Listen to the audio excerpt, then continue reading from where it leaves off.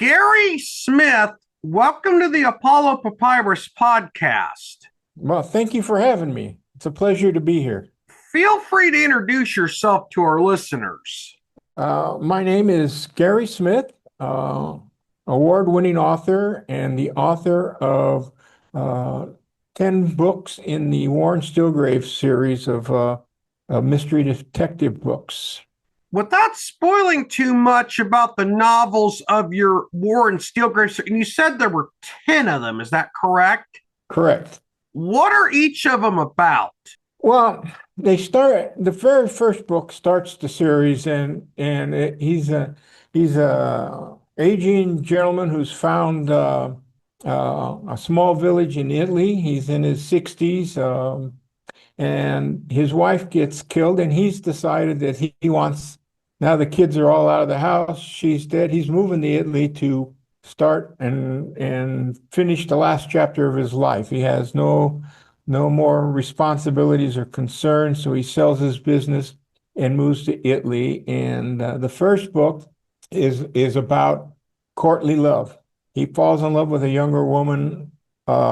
He finds out she needs to get out of Italy. She's being hunted by the FBI and a terrorist group. And so after 40 years of running a large business, they get out of Italy. The second book is she moves back to Italy after the divorce of her husband, and same thing. They find themselves. He has a friend whose son's been abducted by a gang of oligarchs, and so to get him free, he has a file that they need. And so the whole series, basically one builds off the other, like many series do, reoccurring characters, a lot of intrigue, a lot of suspense, and but through each book has to deal with something of a personal nature to the pragmatist or his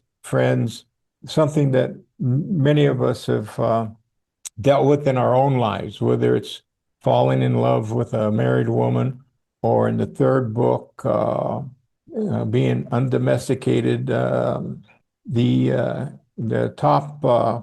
head character is a female detective who's a serial killer, and another serial killer comes to town. And in the course of that, hopefully we all start wondering how did we become, are we domesticated or undomesticated? Where do we get our views on capital punishment? Where do our personal views come from? When is it okay to murder somebody? When is it not? That kind of thing. And I got a lot of feedback from that, from people that said after reading the book, they enjoyed the story, they enjoyed all the twists, but they had to sit back and think about their own lives and where did they come up with their most important intimate views of life. And so hopefully each book is like that. The one I'm finishing now, it's the same thing, but it has the underlying theme through the story is life itself. It's been said that famous quote from, I hope I don't screw up his name too much, Sergio Kirkendorf, that life is lived forward, but it's only understood looking backwards. And so throughout the 10 books, he's aged. The main pragmatist, Warren Steelgrave, has aged, and he's getting at that point, he's looking back over his life and trying to make some sense of it as they're being chased by a bunch of killers. So basically, that's what they all are.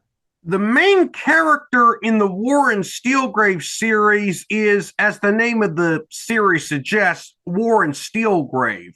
How did the inspiration for the main character in the series come about?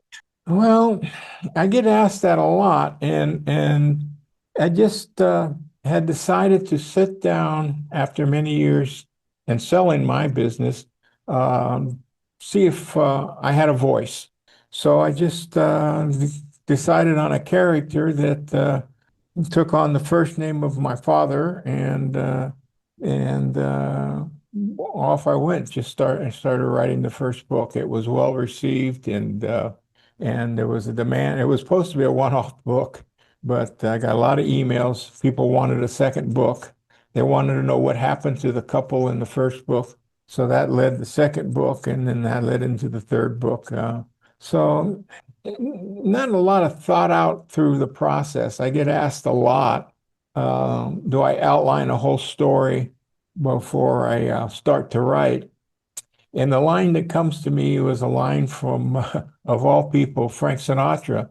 Uh, it wasn't well known, but we'd get a song that he was going to record. Nelson Riddle would be working on the arrangements and everything in the studio for hours with the orchestra. Frank would take the lyrics of the song and read them over and over and over and over until he understood what the lyric meant to him. And then when he would go in to record, he'd just say, "Are you ready?" And they say, "Yeah." He said, "Let's start." And he would record the song maybe one time. And someone asked him once, "Well, why do you do that?" Well, most artists would record it and listen to it, change it, re-record it. And he said, "I like to paint with fresh paint." And I heard that line. I thought, well, that's kind of how I write. I sit down to a blank page every day, not thought out, not knowing where it's going to go, what's going to happen in the chapter.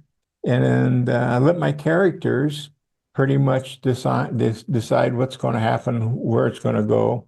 And I pretty much follow their lead, kind of like with fresh paint. Hasn't been overthought too much.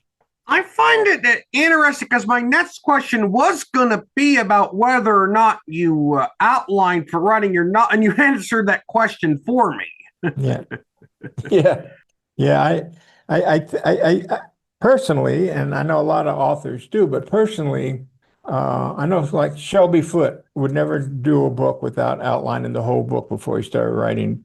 But his good friend Percy said, if I knew where it was going, it would take all the fun out of writing if I knew where the story was going. And I kind of feel that way. It's kind of like painting with fresh paint. I sit down and spend a lot of time in the first chapter or two developing the characters. And they kind of, after a while, after about the third chapter, they take over and they decide where they're going to go. And I sit down to write tonight. I'm getting close to the end of the book, and I don't know how this book's going to end. But at some point, they'll decide what's going to happen. And so it's always exciting for me every time I sit down to write because I have no clue where it's going. And I've been given comments about that in other podcasts and from other readers. They say, well, we've read your book. We find it fascinating. We love that we can never figure out for a mystery or for a murder mystery. We have no clue where this is going. And I laugh because that's because the author didn't either when he was writing it, so I guess it tends to work for me. You've also written, in addition to the Warren Steelgrave series, a collection of short stories and poems. Without spoiling too much about your short story and poem collection, how many of each are in the collection, and is there an overarching theme to the collection? Well, there's no overarching theme, and it's funny how that came about. I finished the seventh book in the Warren Steelgrave series and wanted to get away from that. I just wanted to get something different. I thought, well, I'll do a book of short stories, not realizing that most collection of short stories are that. It's an author's short stories he's written over many years and then put them together as a collection, right? In my case, I decided to sit down and write a short story. And so it ended up being 28 short stories. Each one is different from the other, no arching theme, everything from a war veteran dealing with being in the Vietnam War and coming home to an artist, to a writer with dyslexia, to a romance in Italy. And very, very challenging because you sit down and you write a short story, maybe it's 5,000 words. Then all of a sudden you're changing themes, changing characters, changing the whole feel of something. You go from a love story to a deep mystery of some sort. And so I found it to be a whole lot more challenging than I thought. And the poems were just a collection of, I'm also in a past life, a fine art photographer with works in different galleries many years ago.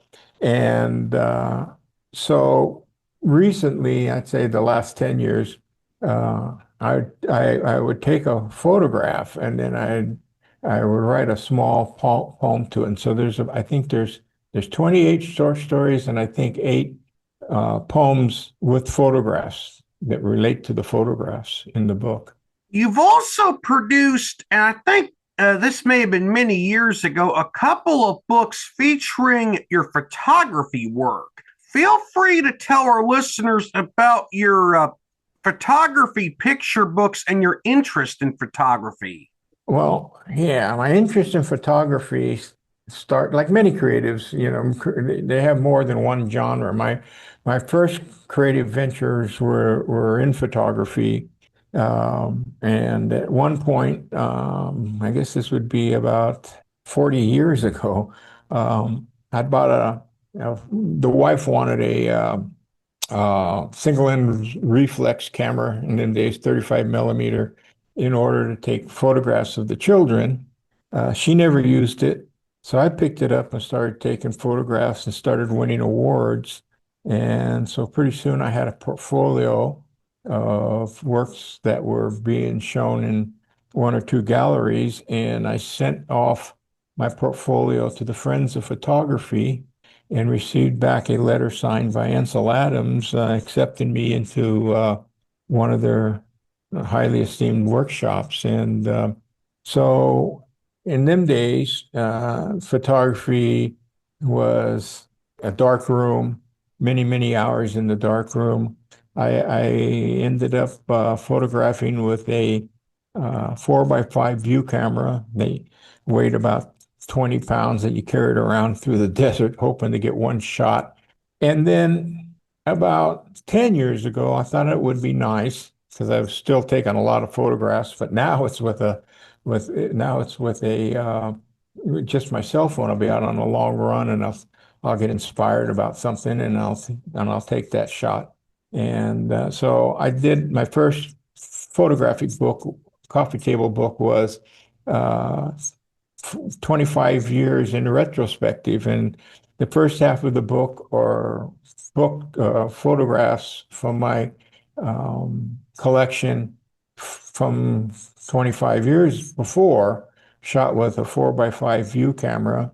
And the last half of the book were recent photographs taken with just at the time, an Apple, I think it was a 5 cell phone, and the difference in the process between the two, how much the whole genre has changed from, going out with a 4x5 view camera, spending all day, maybe coming back with one 4x5 negative, spending a weeks to hopefully get a print out of that you accepted, to now taking a shot with an instant camera and with a cell phone and going home and printing out the photograph.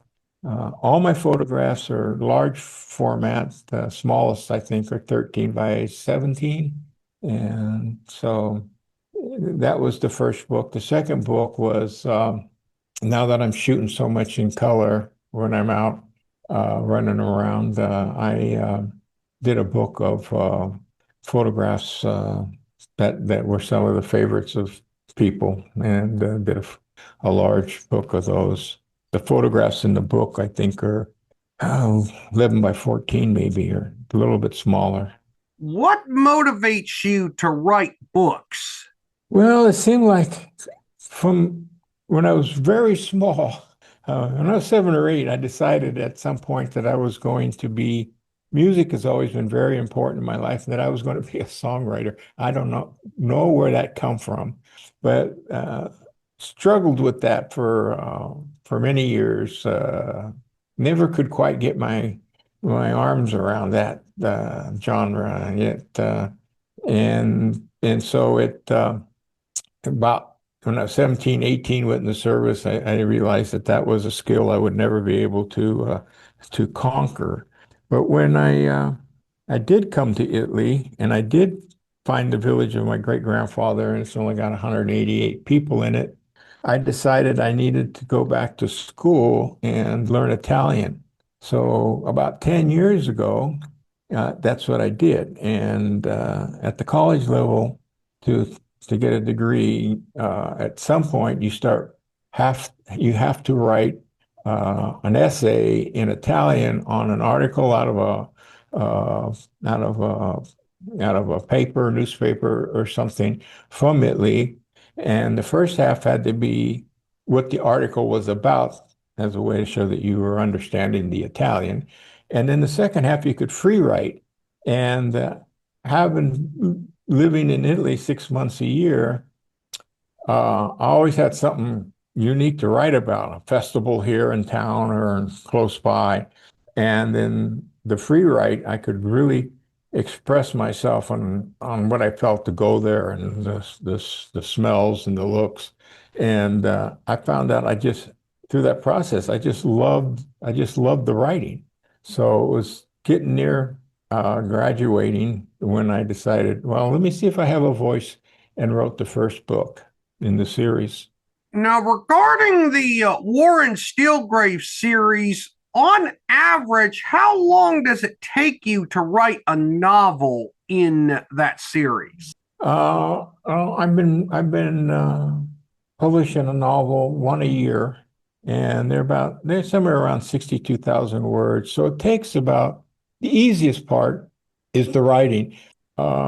Takes maybe 6 months, 7 months to get the first draft done. And then comes the work. I'm dyslexic, so the rewrites and the proofreading uh, gets extensive for 2 or 3 months to get it formatted and off to be published. So on average, about 9 months, 10 months from the time I sat down to write the first page to when I receive a book back from the publisher.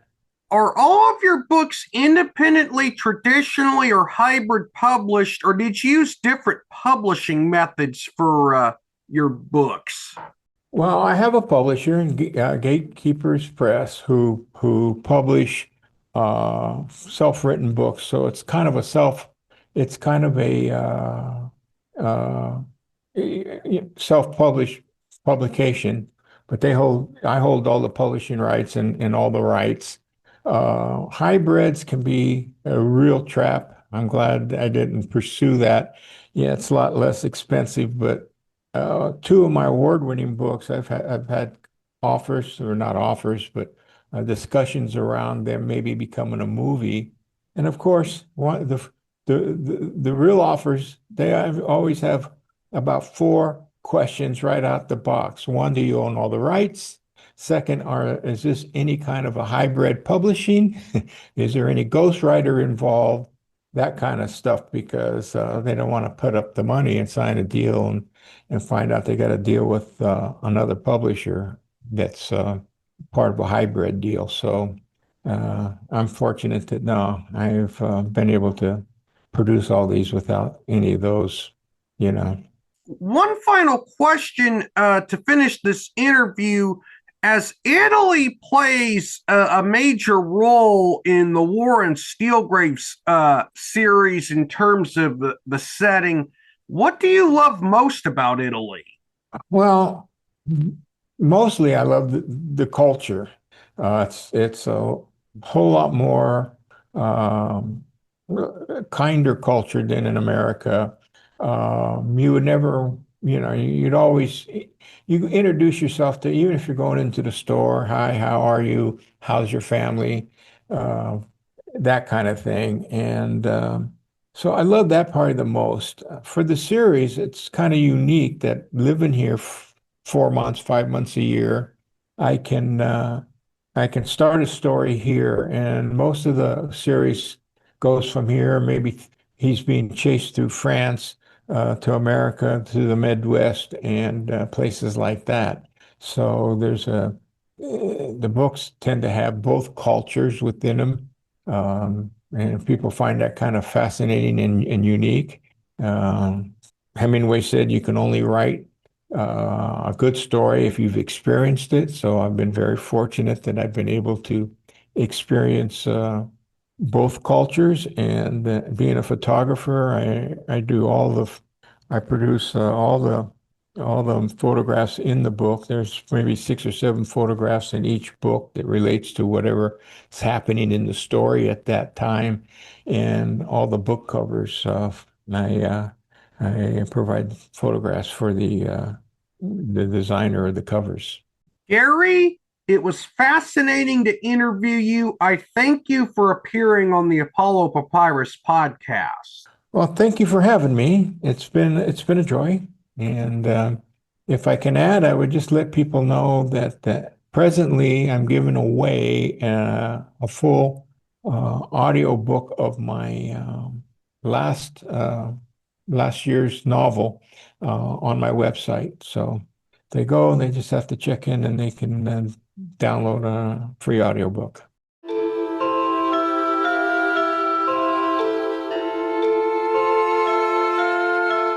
This podcast episode is intended for the private listening of our audience. Any reuse or retransmission of this podcast episode without the express written consent of the podcast host is prohibited except under fair use guidelines. Royalty-free music and sound effects obtained from https://www.zapsplat.com.